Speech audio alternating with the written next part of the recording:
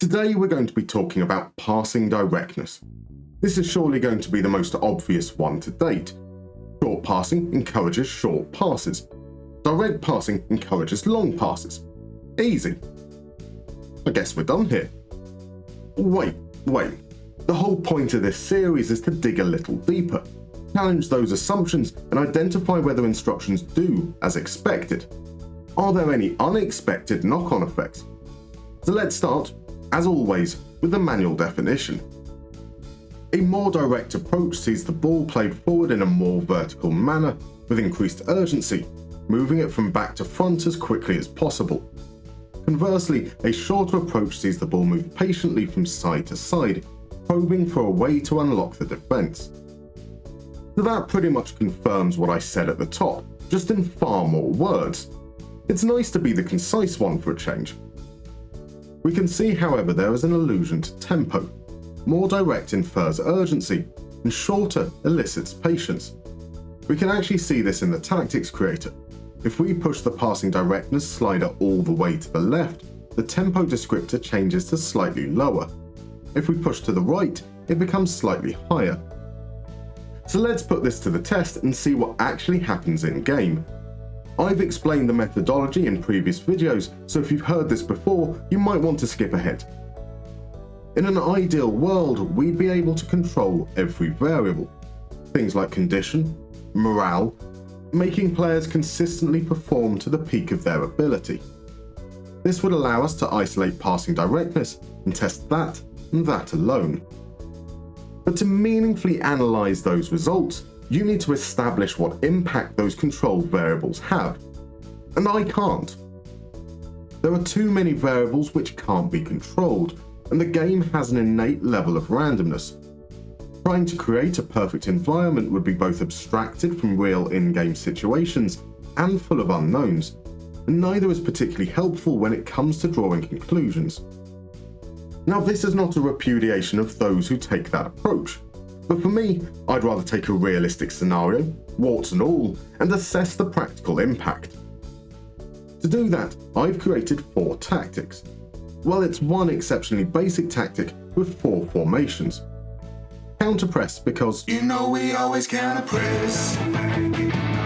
It's simply the best. Time to get the ball back. To get the ball back. higher defensive line for compactness, slightly more pressing to avoid being too passive. Not a particularly specialised tactic, but one that I might conceivably use in game.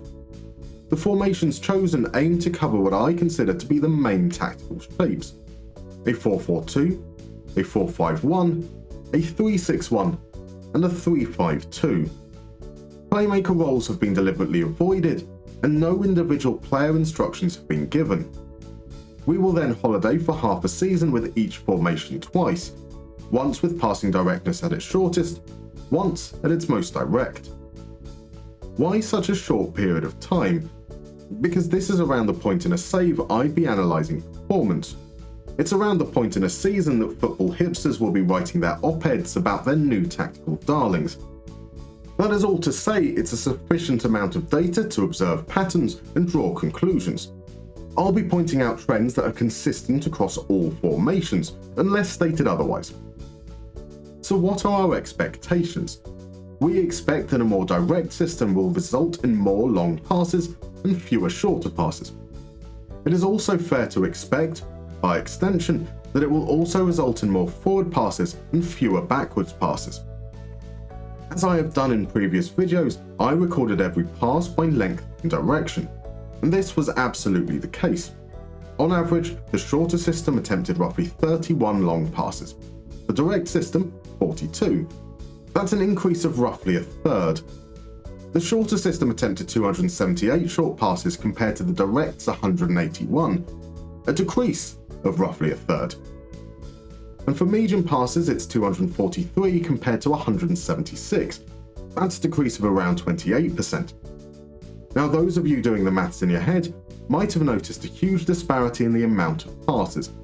Shorter systems averaged 552 passes per game. Direct systems, 399. That is 28% fewer passes in the direct systems, an almost perfect correlation to the difference in medium-length passes. It helps therefore to look at these numbers as a proportion of total passes attempted. So shorter systems attempted roughly 31 long passes out of 552 passes per game. That's approximately 5.6% of all passes. In direct systems, 42 out of 399 passes is 10.5%, almost double the frequency. 50.4% of all passes in the shorter system are short, and that drops to 45.4% in the more direct systems. Medium passes are around 44% for both. Well, hey! I think it's safe to say that passing directness does exactly what it says it does. There's a clear difference in passing length, consistent across all formations. We see a similar trend with direction. Direct systems attempt more forward passes, 39% compared to 34%. The actual raw numbers are lower though. Short systems attempt 187 compared to direct's 156, but as a proportion of total passes, we can see that expected difference. That 5% difference is distributed quite evenly between sideways and backwards passes. Shorter systems attempted 44.6% sideways compared to direct's 42.9%, and 21.4% backwards passes to direct's 18.1%. In the short system, long-range passes connected with their target on average 48.1% of the time. This drops to 41.6% in direct systems. This is a wider difference than I would have expected, but not entirely out of the blue. More direct systems are more likely to try long passes even when the conditions aren't necessarily right for it. It is also worth noting that there was a drop in pass accuracy for other pass lengths too. Medium passes completed 87.4% of the time in short systems, compared to direct's 82.5%. Short passes were completed 94.3% in short systems, compared to direct's 92.3%. My next assumption would be, playing more direct would allow us to be more effective at counter-pressing. By going long, we are flipping the field quickly, putting the ball into the opposition half. Whilst these might be low percentage passes, that means the opposition are getting possession in a situation they can't easily bypass the ensuing press. Most of their players are likely to be high up the field, and so we can apply pressure more effectively. That would be the theory. A theory which is wrong. Using the zone maps, we can see that there was little to no difference in defensive actions in the final third. Across every formation, short or direct, we completed 3% of all defensive actions in this zone. There is, however, a noticeable trend when it comes to regaining possession. For every formation, the direct system won back possession at a higher proportion in the final third. It's a 2% difference in the 3-4-3 and a 1% difference for the others. Now that doesn't sound like much, but going from 5% to 6% is a 20% increase. Now I might have expected a more marked difference, but there was one thing I failed to consider. It is true that a more direct approach gets the ball into the opposition half quicker. It is also true that the opposition receive the ball in a situation that isn't ideal for bypassing the press. If there's a press. You see, we're also not in the best situation to counter-press. Quickly moving the ball from back to front means we don't necessarily have all our players forward to actively engage as soon as we lose the ball. You can't Zerg rush with only 2 or 3 units. Let's look at some of the other zone maps. Direct systems attempt more passes in the defensive third. Short systems attempt more passes in the middle and final third. This makes sense. Direct systems are launching balls from deep, and even when they win those long balls, they're not faffing around with pretty passes on the edge of the area. When it comes to possession lost, there are no consistent behaviours. Now, before we get into the headline stats, I wanted to talk a little about the channel. Normally I use these asides to plug the work of other awesome creators in the wider FM community.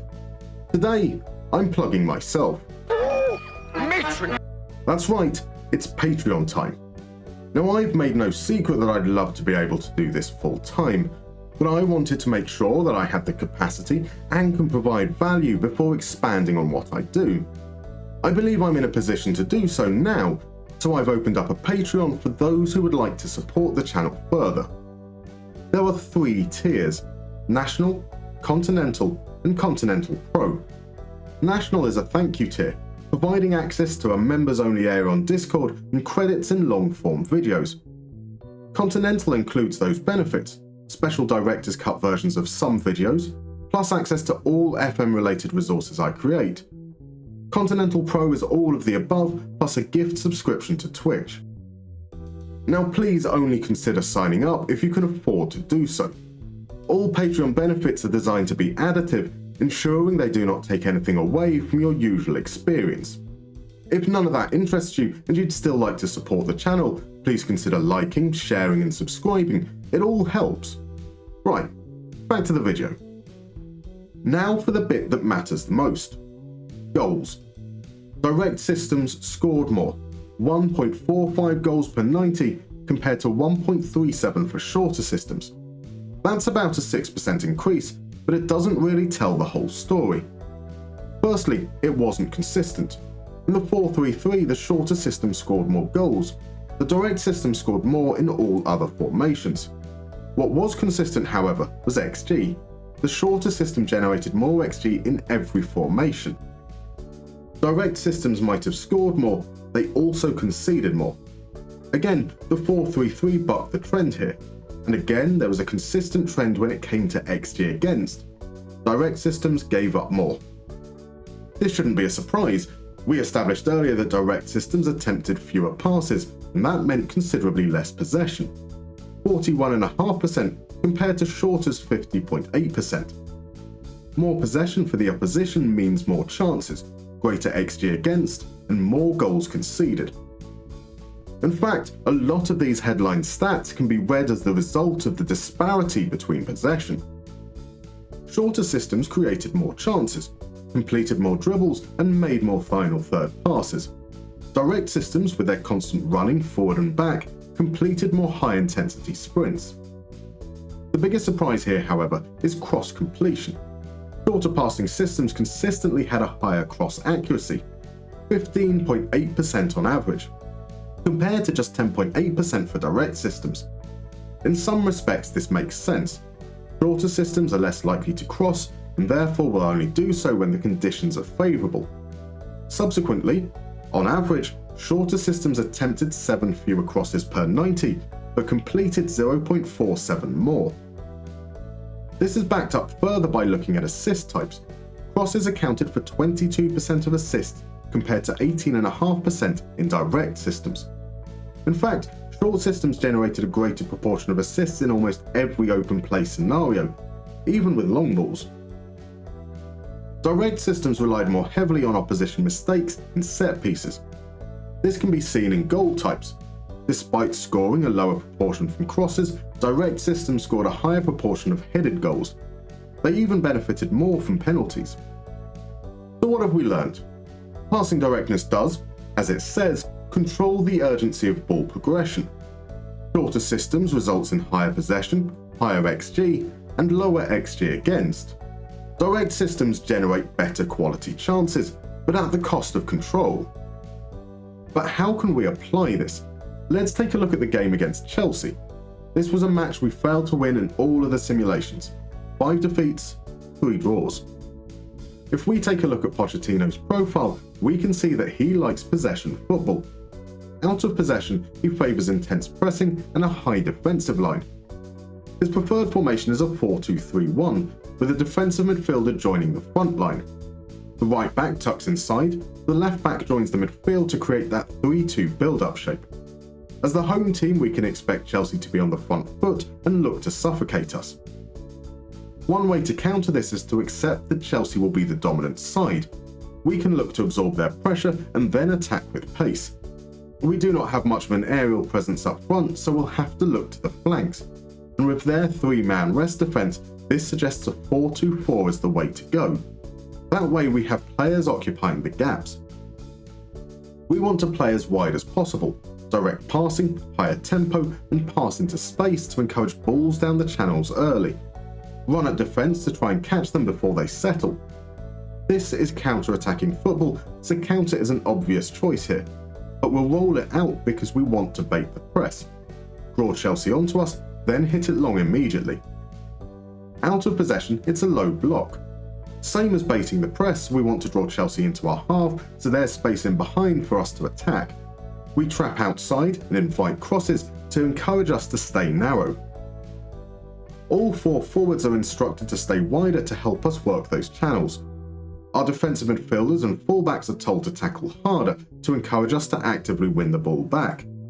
An attacking mentality to supplement our direct approach. And that's it. The opening minute sees a long ball over the top. That's 1-0. 9 minutes later, we win the ball back, and Diaby makes that run into the channel to help us transition from defence to attack. A couple of passes later, and another ball over the top, and it's 2-0. Early into the second half and a loose pass forward. This is fine if it means we can then apply pressure, which we did. That'll be 3-0. Enzo pulled one back, but to no avail. 3-1. 35% possession, half the shots, more than double the XG. We came with a plan and we executed it to perfection. So how would we go about this using a shorter passing approach? Well, we know that Chelsea like to press high and compress the pitch, so if we want to pass around their press, we need to have the players to do so. A 3-4-3 would help here, giving us 7 bodies in initial build-up to establish possession. The box midfield can help progression into the final third, which might otherwise be lacking if we had our attacking midfielders out wide. We'll play fairly narrow, much shorter passing, and play out of defence. It is our intention to play Chelsea at their own game, but be better at it. Out of possession, we still roll the ball out. This will supplement our desire to play out of defence. Because we are looking to take the initiative, it is now our turn to press high. We want to suffocate Chelsea much in the same way they want to do to us. We'll trap inside as this is where the majority of our players are. A balanced mentality will suffice. We took longer to break the deadlock and it came from a set piece. Not really anything to do with our tactical setup there. The second goal, however, a move that starts in our defensive third where we win back possession. Notice Noni Madueke here. He's in a great position to cut out the passing lane to Digne. So we recycle the ball, happily moving it between centre-back and goalkeeper. Until Madueke is caught too far inside, Digne is now free and that allows us to push forward. Diaby into Tielemans, then on to Cash. Rather than rush, he plays it back, Konza surges forward, returns the pass. That is 2-0. A 16-pass move. 54% possession is not necessarily the dominance we would have liked, but considering we had 35% in the direct system, that's a notable difference. More importantly, our control of the ball prevented Chelsea from creating meaningful chances. Just 7 shots, a measly 0.57 XG. This is a setting for defining your style. Shorter passing suits a possession-heavy system. Direct passing aids counter-attacking football. Which you choose ultimately comes down to your preference. If you like this video, please consider dropping a like, maybe even subscribing if you want more like this. See you next time.